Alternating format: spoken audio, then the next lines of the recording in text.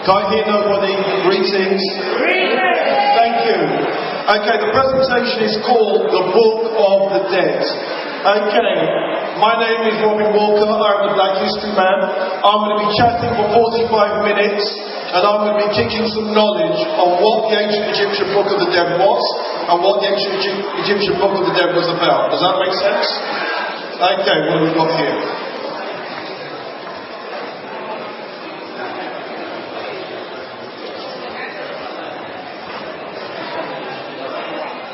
Okay, we're with it. Still not working, dudes? Still not working?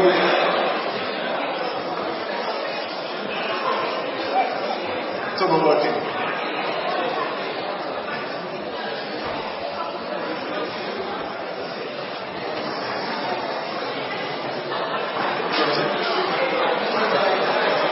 Top on it. Okay, we're ready. Anybody out there? Yes, we are! Alien life forces. Okay, let's deal with it. The Book of the Dead. Okay. Make the words of Osiris true against his enemies. Raise up the Jed, which image the resurrection of the gods. Let the mummied side of the eternal be once more erected as the mainstay and divine support of all. Okay, where did that come from? That came from the Egyptian Book of the Dead. Now, what was the Book of the Dead? It was a roll of papyrus, and the typical roll varied from 1 metre long to 40 metres in length, and from 15 to 45 centimetres in width. On the backs of these rolls was an inscription, Peret en Peru. That means the coming forth by day. That is the correct name for what the Europeans would call the Book of the Dead. Okay, now keeping it real, death is a business. The names and titles of the owner were often written in a different hand to the scribe who copied the body of the text. This suggests that the rolls were produced in workshops awaiting orders. And then what would happen is, once purchased, the owner's name was placed on it. For example, the most famous one is the papyrus of Ani. How he got the name was Ani bought it, his name is therefore on it. So how do we interpret this, the papyrus of Ani? We have Ani, who's gone up to Amenta. Amen means hidden, Ta means land. He's gone up to Amenta and he's been judged. Now who's judging him? 1, 2, 3, 4, 5, 6, 7, 8, 9, 10, 11, 12 judges sitting in judgment of Ani. Here we have his heart being weighed against a feather. Now the whole point here is that your heart has to be light. If you've got a heavy heart, it's because you're a guilty person doing guilty acts. Here we have Tom, or to give his African name, Tehuti, in judgment. Essentially, Tehuti's got written down everything that Ani's ever done at any point in his life. Continuing the roll, here we have Ani being taken by the hand by Horus, and Horus is getting him to meet his father, Osiris, who's sitting in judgment, because no man gets to the Father unless they get there via the Son. Are we understanding this? Then we have here Osiris sitting in judgment with his shepherd's crook, and that symbolizes the fact that he is the shepherd. Then you have the Jed, and that symbolizes his backbone, and there's a public ritual where the Jed is on its side and it's pulled up. The pulling up of the Jed symbolizes the resurrection of Osiris, and then we have the flail, which is this object here, which shows that he's a king. So in other words, the judgment scene that many of us were brought up with, and we were told this is Judaism, this is Christianity, this is Islam. No, it's not. It predates all of these, and this is what our African ancestors were dealing with back in the day. Now, where did I get the information from to deal with this presentation? The most important source was a gentleman called John H. Taylor, who wrote Ancient Egyptian Book of the Dead, a British Museum catalogue. Another important source was Marshall Adams, the Book of the Master. Yusef Ben Yochanan, the great Ethiopian Egyptologist, Africa, Mother of Western Civilization. E.A. Wallace Budge, Egyptian Ideas of the Future Life. Adolf Ehrman, A Handbook of Egyptian Religion. Maulana Karenga, Ma'at, The Moral Ideal in Ancient Egypt. Okay, now, also Gerald Massey, Ancient Egypt, Life of the World. Okay, now the first theme that I want to get with in this presentation, the first theme is Egyptian ideas and concepts of life and death. This is our first theme. The Egyptians saw a person as being a composite of many different elements. And those elements were these. There was the physical body. There was the heart, which was probably considered to be the most important. The heart was the ab. There was the name, or the Egyptian term for it, the red. There was the shadow. And then there were spirit aspects called the ka and the ba. I will talk about what those were. Okay, now the ka was the life force, and it was believed to have been passed down from parent to child through generations. It was personal to each individual as a kind of double, and it was often represented in the art as an exact copy of the individual. After death, it remained at the tomb and was nourished by food offerings from the living. Then there was the bar, and here we see the bar depicted from a Book of the Dead, hovering over the dead person who it represents. Now the bar was the soul, and it represented the personality of the individual. It remained with them through their life, but after death, it acquired the ability to move freely and independently of the body. Consequently, this is where we get the notion that it could leave by day, coming forth by day. Get it? It's depicted as a human-headed bird, and it could leave the mummified body by day and will be reunited with it each night. Now, what did Osiris mean to the dead body? Mummification transformed the dead body into an eternal image called a sa, and the sa is this kind of pose. Now this is important because again, serious science is about to get dropped right now. Check this out. The sa form and pose assimilated the deceased person as if they had become the new Osiris. The bandages were tied tightly to preserve the corpse and to restrict movement. The pyramid texts speak of the pharaoh being urged to loosen and throw off his confining bandages. The dead were often shown as bars. Men and women enjoyed full use of their bodies. Now, check this out. How do we go from being dead, wrapped into this pose, to being shown alive, having thrown off your bandages? Can you see?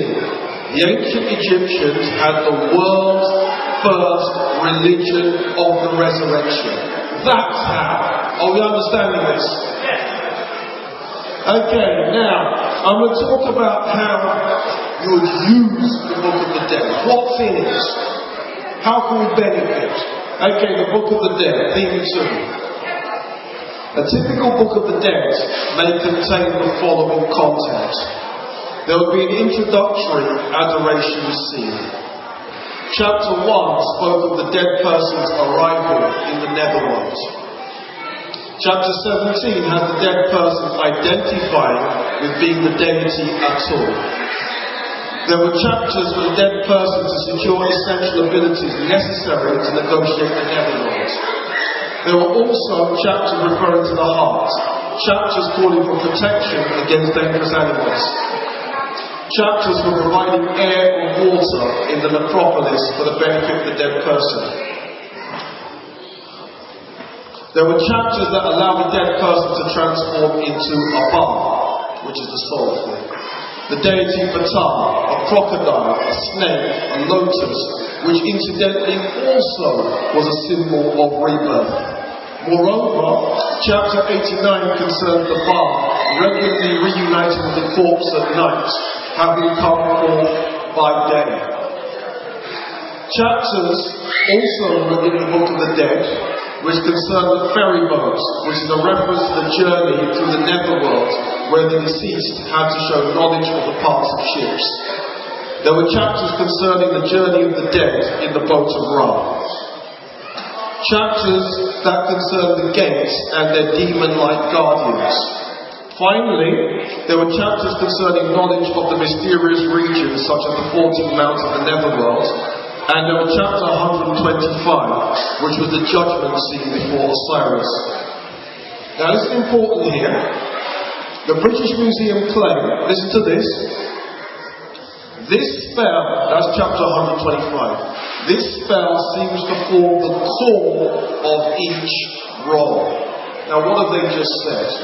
If we knew what was in chapter 125, we would know that this is the most important chapter in the Book of the Dead. Does that make sense? Yeah? And guess what happens in chapter 125? This is where the souls of the dead are being judged.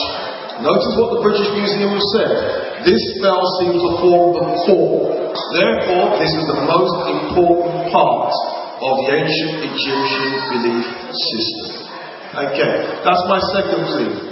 Now I'm going to talk about the third theme, and this is the preparation for the duat. So I'm going to explain what the duat is, and I'm going to explain how the soul journeys through the duat. Okay, on the day of burial, according to Greek historian Herodotus, who visited Egypt, this is what he says.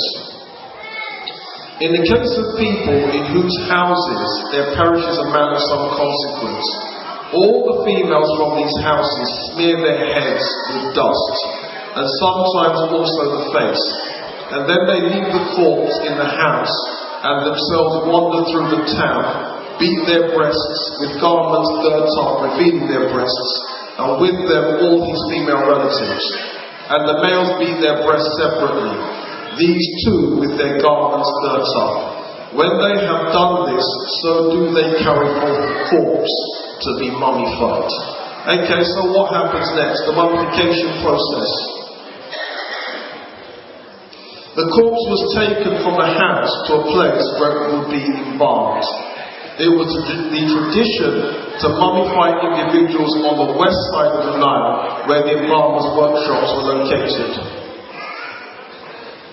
Chapter 154 of the Book of the Dead. This is what it says about why it's important to mummify. Hail to you, my father Osiris. You shall possess your body. You shall not become corrupt. You shall not have worms. You shall not be distended. You shall not stink. You shall not become putrid.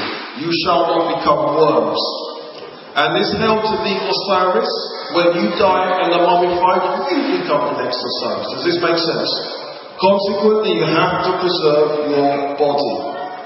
Now the ritual is simple. We then get the burial, and the ritual is called the Day of Joining the Earth. This part of the tomb is above ground, but then you have this deep burial chamber underground where your body was interred.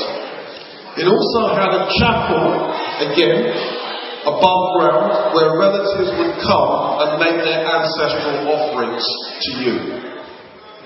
Now, sustaining the car, the mummy remained inaccessible in the tomb. The car would venture from the tomb to the chapel to receive the offerings from the living as real or symbolic foodstuffs. The living would bring offerings to the chapel and say prayers that mentioned the person's name. Pronouncing the name perpetuates the dead person's existence. And chapter 125 explains why. I have put my name in the upper Egyptian shrine. I have made my name to be remembered in the lower Egyptian shrine. You see, once your name is being preserved, that's keeping you symbolically alive. And this is the same belief system that you see everywhere else across the African continent. where traditional religion still steps. Does that make sense? Okay, now the bar. The bar will be able to come forth by day, unrestricted by the limitations of the tomb, but would rejoin the mummy at night. The bar could revisit the world of the living, journey with Ra, or travel to the dominions of Osiris. The rejoining of the mummy at night rejuvenated it, but the body must remain intact and cannot be corrupted. That's the reason why the mummification process is important. Are we understanding this? Everybody? Thank you. Okay, fourth thing. Now we're going to get deep. You thought we'd done that already, didn't you? Now we're going to get deep. In the Duat, or the mysteries of Amenta. This is our fourth theme. Now in the Duat, this is the same concept that some people call the underworld, some people call the netherworld. The Egyptians called it the Duat. Some scholars call it the land of Amenta. Okay, now what would happen is this. The Duat was depicted in art with land, fields, rivers, lakes, pathways, caverns, and living creatures, emphasizing the Egyptian landscape that the ancient Egyptians knew. It also contained turquoise trees, iron walls, fire lakes, emphasizing elements of strangeness. There were also buildings with gates, and those buildings, the gates, had their demon-like guardians guarding them. Now, you, the dead person, were now in the land of the Duat on a journey. And the dead person travelled through the netherworld on foot or by boat using Heka. Heka means words of power, to open pathways and to banish darkness.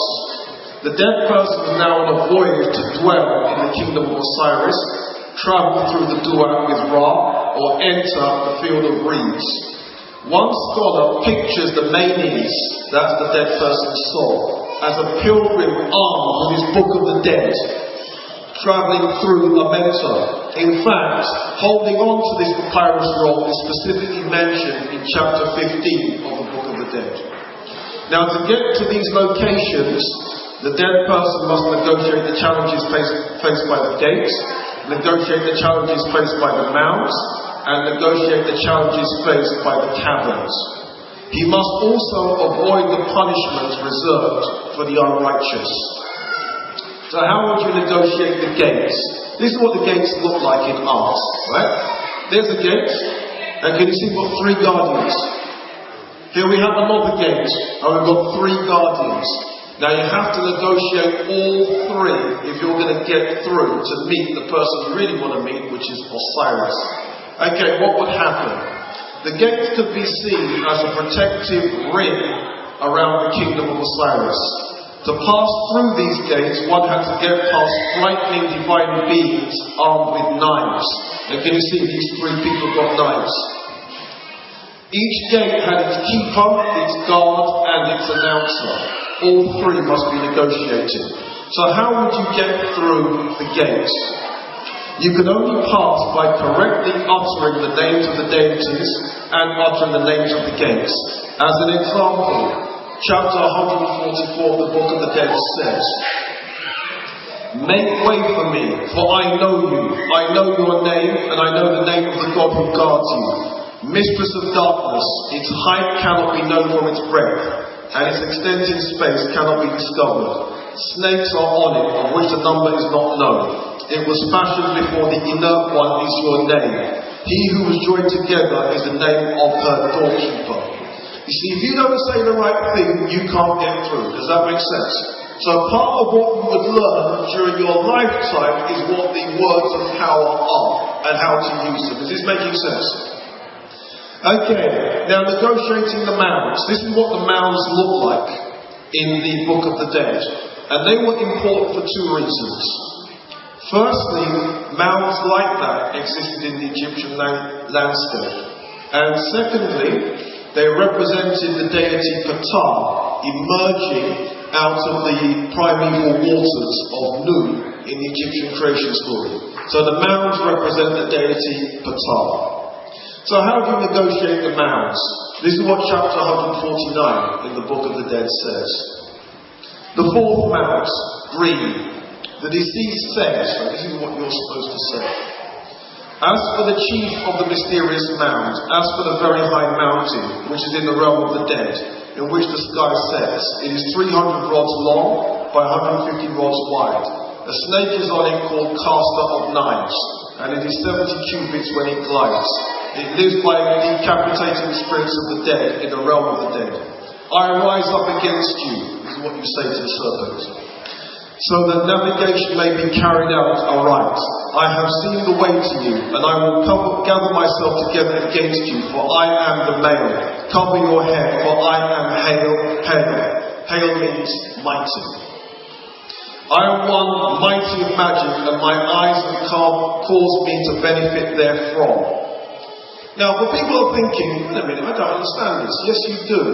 Those of you that have read your King James Version, there's a whole thing where the prophet Jesus is casting out demons, and he has to name the demon's name before casting the demon out. Does that make sense?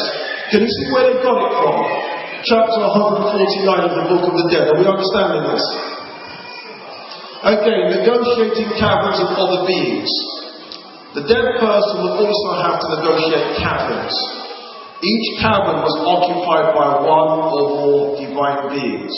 The dead person also has to know about other beings that existed in the netherworld. There were the souls of the east, the souls of the west, and the souls of the cities of the most ancient cities, Heliopolis, Hermopolis, Nekhen, and Pe. Now, Heka. You know I talked about Heka means words of power. When I said that, group speak to me. Yeah. Okay. Now let's revisit this concept. What you're seeing here is a piece of papyrus that would actually be rolled off and worn around your neck. Does that make sense? Now, why you would do that, I'm just about to explain. In the realm of Amenta, it was important that the individual had Heka, that's words of power. Not just to negotiate the gates, the mounds, the caverns, and other beings, but also to preserve their physical body, including their head and heart. Chapter 105 freed the dead person from dependence on their relatives and priests, as long as he or she wore the correct papyrus around their necks. Professor Taylor, did I mention John Taylor, the person that wrote the British Museum Catalogue? He says, the illusion is the practice of wearing around the neck a small roll of papyrus inscribed with a protective text. Now remember that concept, because I believe this can be compared with other African practices. Let me show you. We all seen that? Check out what my man's got around his neck. God damn. Can you see in this case, this is an African from Senegal, or Gambia, or one of them places. He's got a Quran around his neck. Can you see it's the same concept? Yes? Are we understanding this?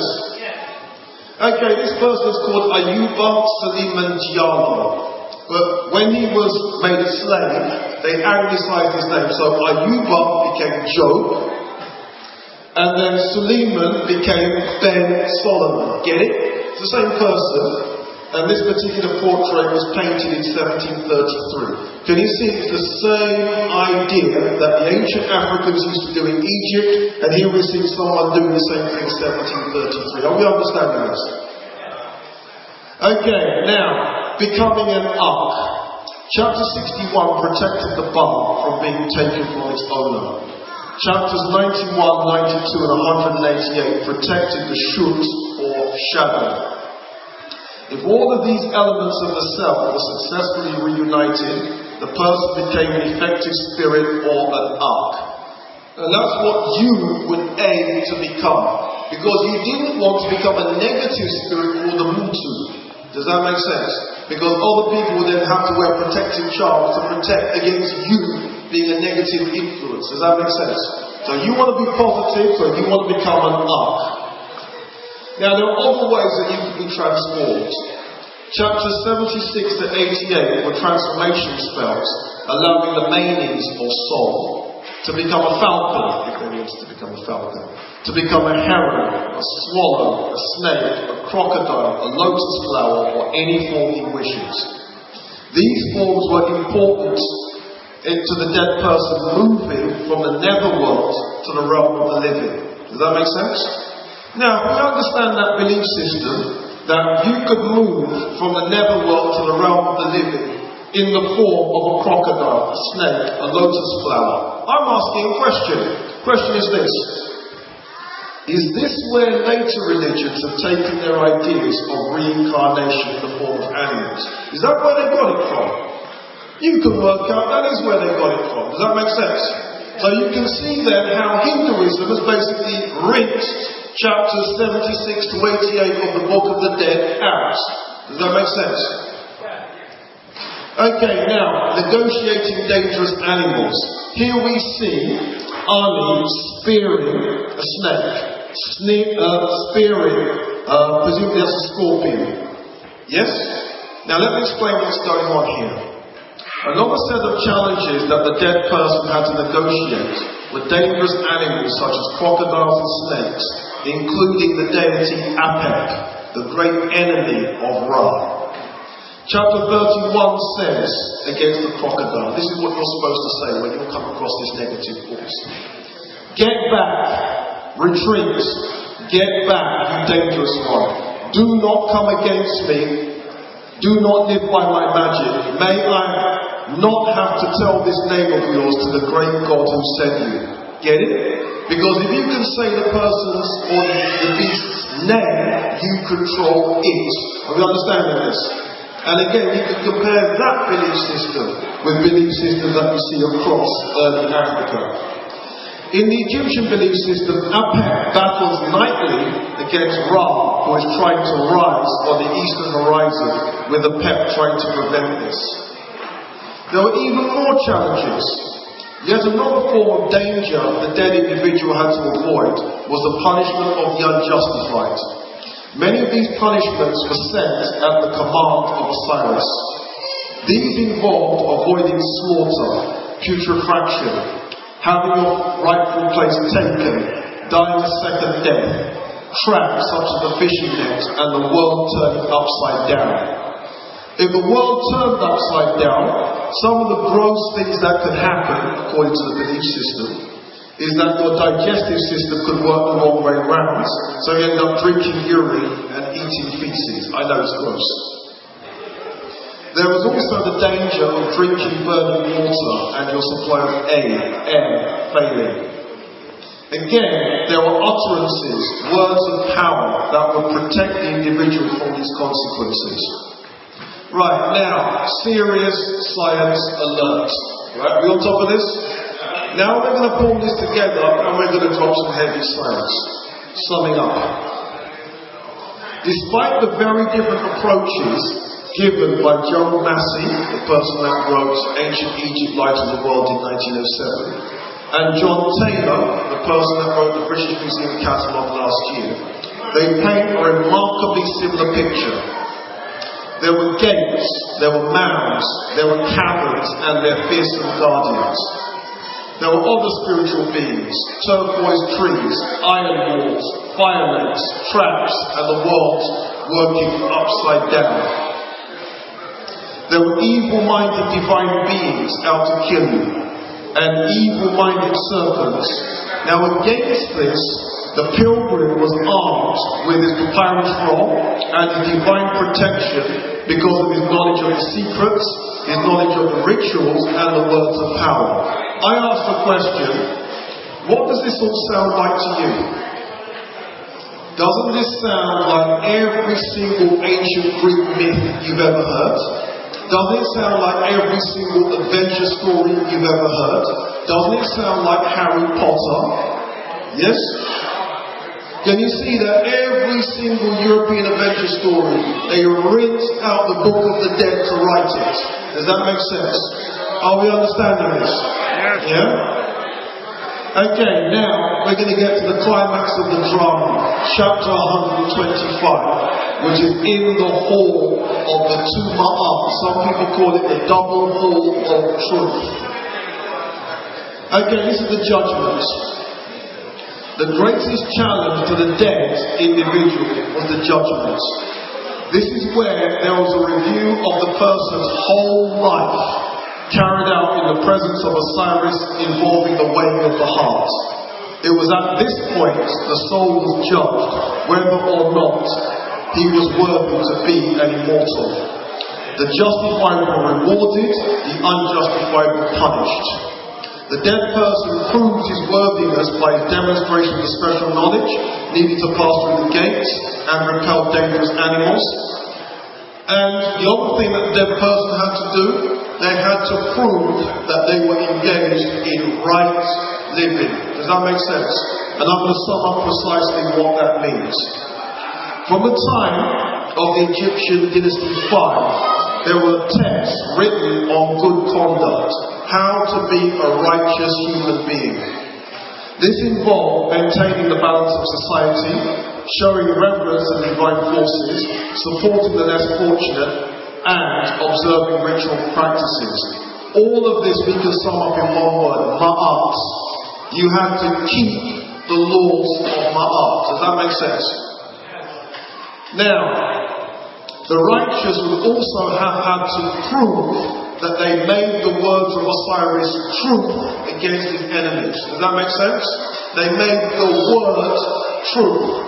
Again, you can see how later religions have taken this notion of the word and they haven't stopped running with it. Yes? Professor Taylor claims, these texts do not present a collective day of judgment for all humanity as in Christian doctrine, but a single episode undergone by each individual during the passage from life to the afterlife. This suggests that life is cyclical and the world is not coming to an end anytime soon. Does that make sense? Now let me explain why this is important. You see, the belief system is I go through my judgment, you go through yours, you go through yours, you go through yours. Does that make sense? And it's cyclical. It's not we all go through ours at the same time. It's not that. Does that make sense? Now, if you believe that you all go through judgment at the same time, then you believe the world must come to an end. Yes? Now, can you see that Christians have had egg on their faces so many times when they predicted the end of the world and it didn't happen? Let me explain why it didn't happen. Because it's not a collective judgment for everybody, it's an individual judgment for you when you die. Does that make sense? Are we understanding this? Yes. Yeah? Okay, now judgment in the hall of the two ma'ats. This is what chapter 125 says. This is the way to act in the hall of the two ma'ats. A man says this speech when he is pure, clean, dressed in fresh clothes, shod in white sandals, painted with eye paint. Yes, men used to wear eye paint in ancient African societies. Anointed with the finest oil of myrrh. To enter the hall, the individual had to answer questions posed by the divine beings on whom he is and the mysteries of Osiris. Following this, he is invited to enter. He is then asked to name the individual components of the doorway. He then enters and is announced to Thoth. Thoth is Tehiti, the deity that acts as a messenger and a guide. Okay, now this is how the conversation goes. Why have you come? To be announced. What is your condition? I am free of every sin. To whom shall I announce you? To him whose ceiling is fire, whose walls are living uranium, whose house floor is the flood. Who is that? Osiris. That's what you have to say. Does that make sense? Okay, then you enter the great hall. And this is what it looks like when I get this thing to turn over the page. It's not turned over the page yet. It's done it on some computers. One of them has done it. Alright, we've got it. Now can you see, there's Osiris sitting in judgment.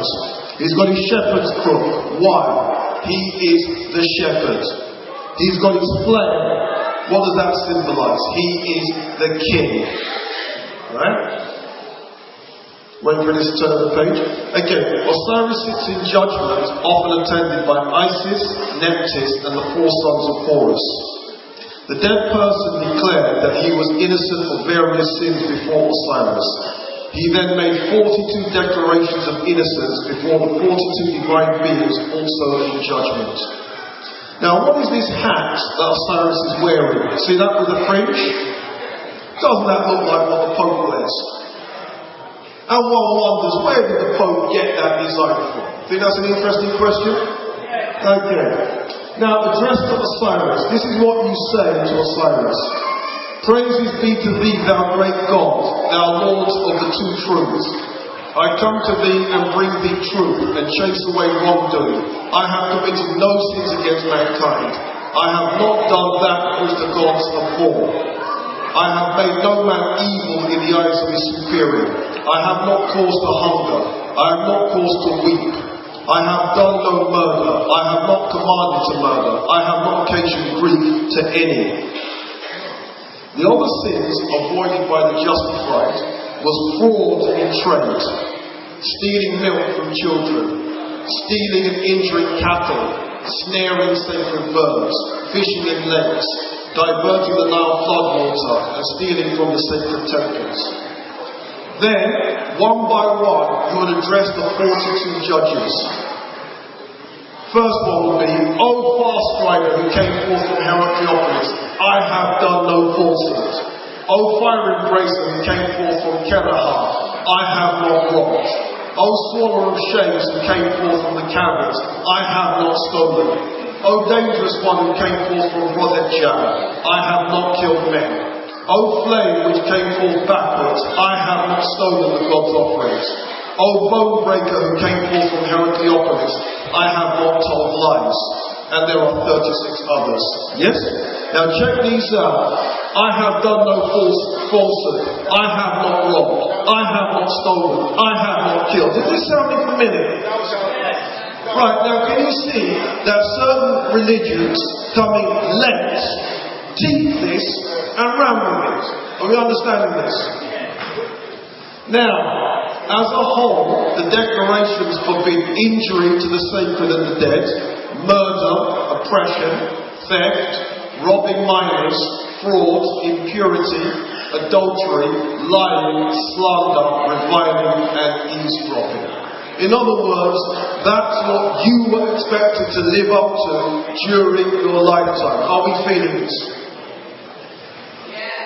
Okay, now, what were the implications of chapter 125 for how you would live your life ordinarily?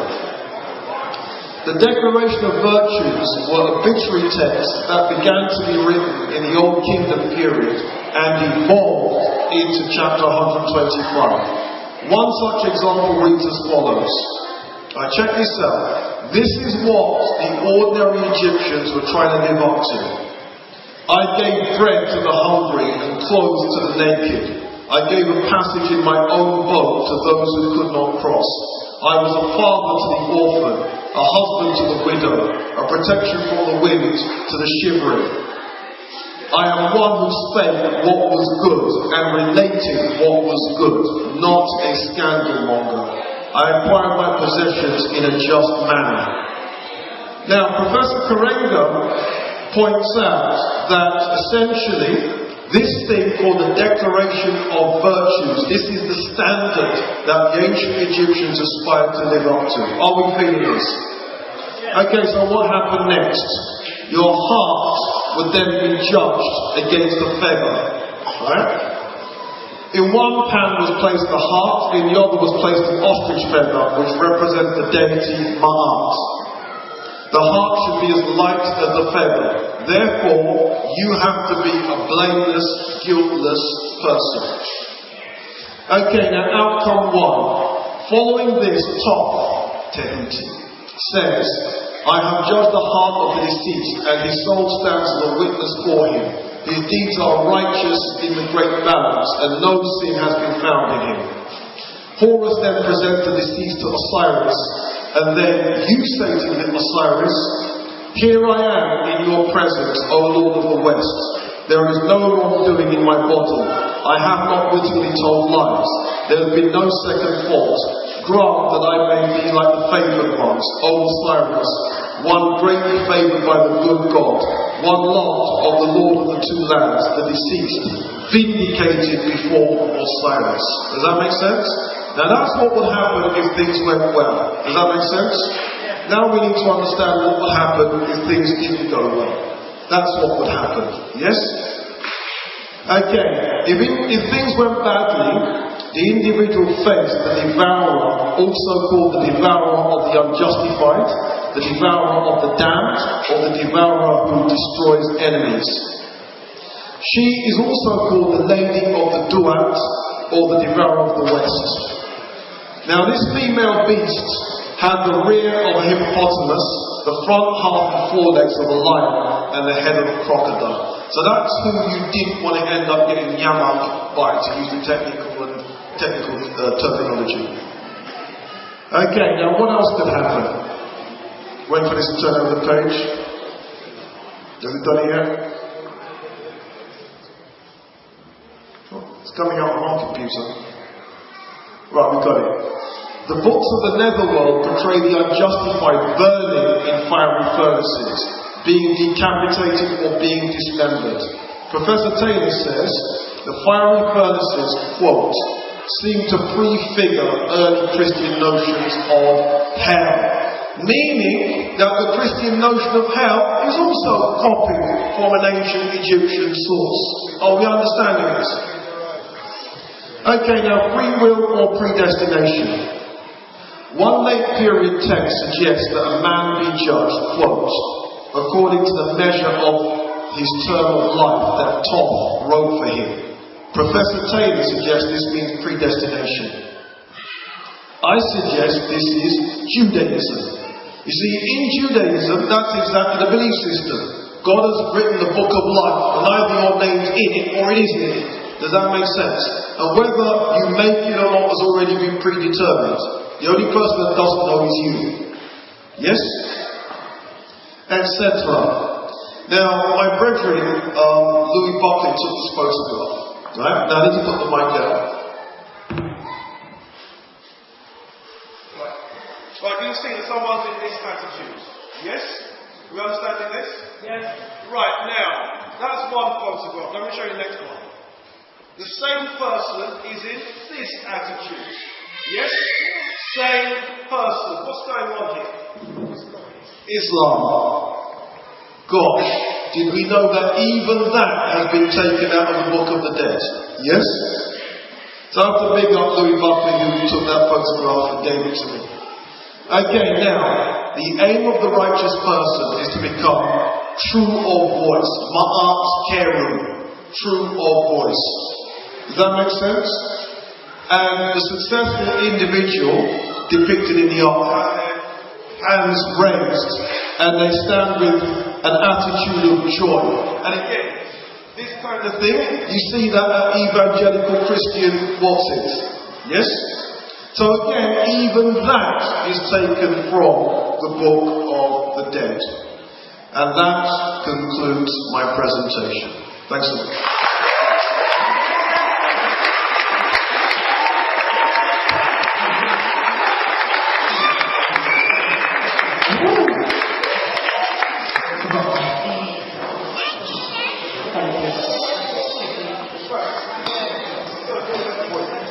Okay, let me pass on to the big man who's going to chat for 1 minute. Yes, sir. Ladies and gentlemen, let's give another one round. Can't hear nobody. Greetings. Thank you. Okay, the presentation is called The Book of the Dead. Okay, my name is Robin Walker. I'm the Black History Man. I'm going to be chatting for 45 minutes. And I'm going to be kicking some knowledge on what the ancient Egyptian Book of the Dead was and what the ancient Egyptian Book of the Dead was about. Does that make sense? Okay, what have we got here?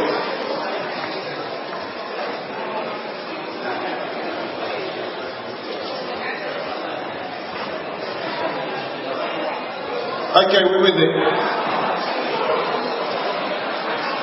Still not working, dudes? Still not working?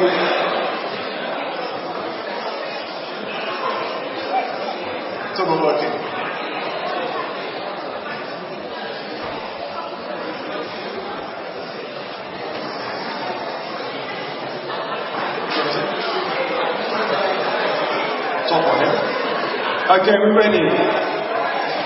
Anybody out there? Yes, we are. Alien life forces. Okay, let's deal with it.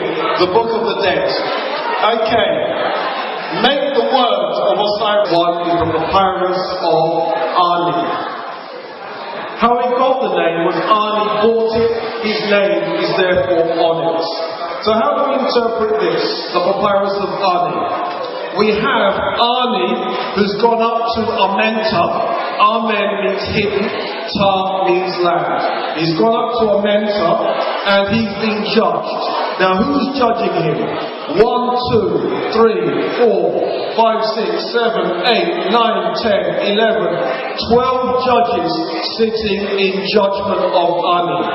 Here we have his heart being weighed against a feather. Now the whole point here is that your heart has to be light. If you've got a heavy heart, it's because you're a guilty person doing guilty acts.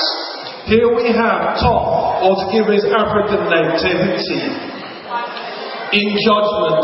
Essentially, Tehuti's got written down everything that Ani's ever done at any point in his life. Continuing along, here we have Ani being taken by the hand by Horus, and Horus is getting him to meet his father, Osiris, who's sitting in judgment. Africa, mother of Western civilization. E.A. Wallace Budge, Egyptian ideas of the future life. Adolf Ehrman, a handbook of Egyptian religion. Maulana Karega, Ma'at, the moral ideal in ancient Egypt. Okay, now, also Gerald Massey, Ancient Egypt, Life of the World. Okay, now the first theme that I'm going to get with in this presentation, the first theme is Egyptian ideas and concepts of life and death. This is our first theme. The Egyptians saw a person as being a composite of many different elements. And those elements were these. There was the physical body. There was the heart, which was probably considered to be the most important. The heart was the ab. There was the name, or the Egyptian term for it, the red. There was the shadow. And then there were spirit aspects called the ka and the ba. I will talk about what those were. Okay, now the ka was the life force, and it was believed to have been passed down from parent to child. His truth against his enemies. Raise up the jet, which image the resurrection of the gods. Let the mummied side of the eternal be once more erected as the mainstay and divine support of all. Okay, where did that come from? That came from the Egyptian Book of the Dead. Now, what was the Book of the Dead? It was a roll of papyrus, and the typical roll varied from 1 metre long to 40 metres in length, and from 15 to 45 centimetres in width. On the backs of these rolls was an inscription, Peret en Peru. That means the coming forth by day. That is the correct name for what the Europeans would call the Book of the Dead. Okay, now keeping it real, death is a business. The names and titles of the owner were often written in a different hand to the scribe who copied the body of the text. This suggests that the rolls were produced in workshops awaiting orders. And then what would happen is, once purchased, the owner's name was placed on it. For example, the most famous, because no man gets to the Father unless they get there via the Son. Are we understanding this? Then we have here Osiris sitting in judgment with his shepherd's crook, and that symbolizes the fact that he is the shepherd. Then you have the jet, and that symbolizes his backbone, and there's a public ritual when the jet is on its side and it's pulled up.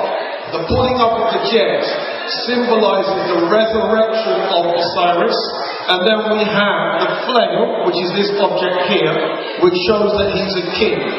So in other words, the judgment scene that many of us were brought up with, and we were told this is Judaism, This is Christianity. This is Islam. No, it's not. It predates all of these, and this is what our African ancestors were dealing with back in the day. Now, where did I get the information from to deal with this presentation? The most important source was a gentleman called John H. Taylor, who wrote Ancient Egyptian Book of the Dead, a British Museum catalogue. Another important source was Marshall Adams, the Book of the Master. Yusuf Ben Yochanan, the great Ethiopian Egyptologist,